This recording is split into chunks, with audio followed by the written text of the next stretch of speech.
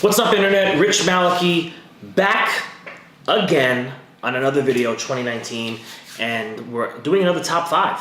Top fives are seeming to be really interesting for everyone, and it's getting some conversations going. And this top five is what every commercial kitchen operator should know.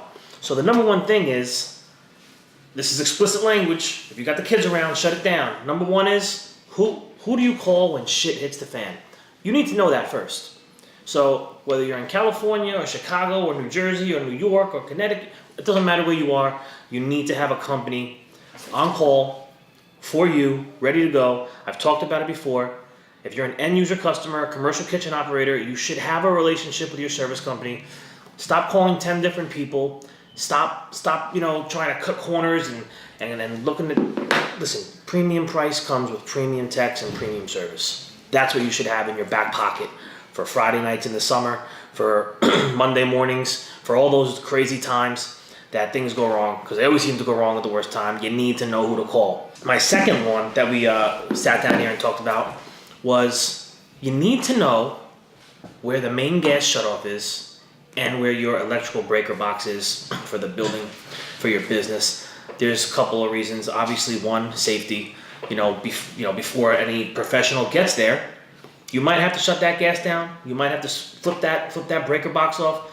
And also the technician, when he gets there, you're going to want him to be efficient and not burning the clock walking around buildings. Because it does happen. Sometimes our technicians are walking around buildings looking for shutoffs and breakers. And so if you know where it is, you could direct our technician immediately and we can get to the situation.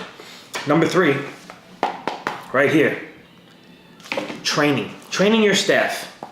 If you're a kitchen operator, if you're a business owner, and you have fryers and you have steamers and you have ice machines and dishwashers, oftentimes when you're first getting this equipment, your reps and your dealers will come in and they'll do demos. Oftentimes service companies, we get called in to perform startups, and at that time we're also doing some demo work there, trying to explain to your staff what's best practices, what needs to be done. Filtration on fryers, big. You got to make sure your staff is filtering properly. Ice machines, obviously there are sanitizers and things you could be doing in between maintenance plans that you may or may not have. Steamers, with boilers, obviously you should be, paying attention. You don't want that scale build up, and just having your staff up to date on all the things that equipment requires, because equipment requires maintenance, just like your car, just like your body. Number four, what's this one? Yes, this is a good one. So number four, as you're purchasing equipment, now it might be too late for the older equipment, but as you're purchasing new equipment, you should create a spreadsheet with model and serial number, manufacturer, install date, have that all logged in. Because over time, we see it all the time with service companies, that model and serial is probably going to be scratched away, grease, everything, it's going to be gone at some point. We, as service companies, need to have that information, especially when we're looking for parts.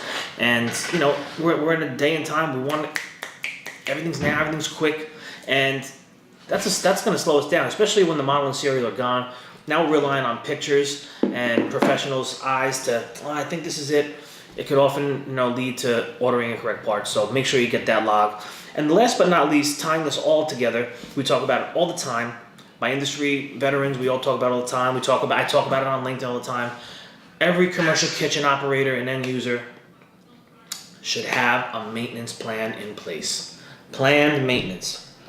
Quarterly for your business, for your investment in the equipment. You built a kitchen, which is how you're delivering food to your customers. Maybe you spent $50,000, $100,000, $200,000 on all this equipment. You cannot ride it until the wheels fall off. You have to maintain it. You have to have a company that knows your equipment come in and assess the situation. And you might see an upswing in repairs in the first year. We have to make sure that we get the equipment in optimal working condition, and then we can maintain it. It's not to say that things are never going to break down, because it's just a matter of time for anything. But if we can maintain it and we could be on top of it, we can foresee things and we could slow down, that emergency call and that downtime, and really just be ahead of the curve. And that's really what maintenance plans are for, to keep you guys up and running with minimal downtime and to prolong the life of the equipment. So those are top five things I think every end user commercial kitchen operator needs to know. I know there's a plethora of other things, but we're starting there. So if you have any in the comments, you need to get at me. Let me know, and let's start this conversation. Top fives. You got any ideas for top fives? I want to know that too. And that's it. Listen, hit the subscribe. You're here on YouTube. You're here on LinkedIn. Hit the like. Hit the share. And let's continue to engage. I really appreciate all the love coming our way as we continue to move through the industry. And I will see you on the next video without a doubt.